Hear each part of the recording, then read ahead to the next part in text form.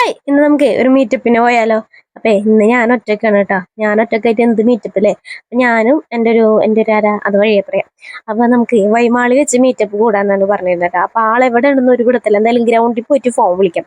Phone വിളിച്ചപ്പോൾ പറഞ്ഞു സുഡിയോലാന്ന്. അപ്പൊ സുഡിയോ ഫസ്റ്റ് ഫ്ലോറിലായതുകൊണ്ട് നേരെ സുഡിയോക്ക് പോണ വഴിയാണ്ടാ.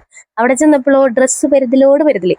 വൈകിട്ട് ആള് വന്നിട്ട് എൻ്റെ കസിനാണ് കേട്ടോ. അപ്പൊ പണ്ടൊക്കെ കല്യാണത്തിനൊക്കെ മുന്നേ ഞങ്ങള് നിക്കാൻ വരലും കറങ്ങാൻ പോകലും ഇതൊക്കെ തന്നെ ആയിരുന്നു. പക്ഷെ ഇപ്പൊ ഒന്നും ഇല്ലാത്തതുകൊണ്ട് ഭയങ്കര മിസ്സിങ്. അതുകൊണ്ട് നമ്മൾ മീറ്റപ്പ് ചെയ്യാന്ന് വിചാരിച്ചു.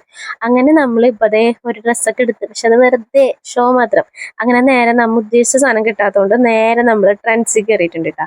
ട്രെൻഡ്സ് തന്നെയല്ലേ പേര്. എന്തായാലും ആവട്ടെ. അങ്ങനെ അവിടെ കയറിയപ്പോൾ അതും കിട്ടിയില്ല, പക്ഷെ എന്തൊക്കെയോ എടുത്തു. ഒന്നും വാങ്ങാനില്ലെങ്കിലും എന്തെങ്കിലുമൊക്കെ ഓഫർ ഉണ്ടാവോ എന്ന് ഒന്ന് തപ്പി നോക്കാണ്ട് നമുക്കൊരു സമാധാനം ഉണ്ടാവില്ല അല്ലേ? അങ്ങനെ ചെറിയൊരു ഷോപ്പിംഗ് കഴിഞ്ഞ് നമ്മൾ നേരെ വീണ്ടും റൈഡ് സ്റ്റാർട്ട് ചെയ്തു കേട്ടോ.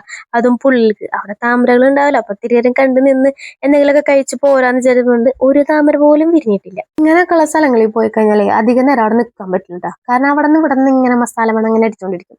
അങ്ങനെ ഞങ്ങളും കയറിയിട്ട തട്ടുകടയിൽ അവിടെ ചെന്നപ്പോണ്ട് ആട്ടിൻ്റെത്, പോത്തിൻ്റെത്, ബോട്ടി, അങ്ങനെ ഒരുപാട് ഐറ്റംസ്. അങ്ങനെ കല്ലുമ്മക്കായും കക്കയും പറഞ്ഞിട്ടാ വ്യൂവും കണ്ടിട്ട് ഒരു ചായയും കൂടി പറഞ്ഞ് ചായ കുടിച്ചു.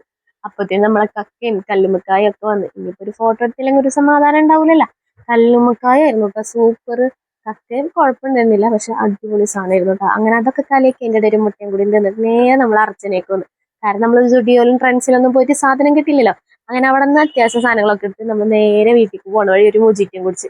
ഇത് അവളെ ചാവി, ഇത് എൻ്റെ ചാവി കേട്ടാ. ഇതിലേതാ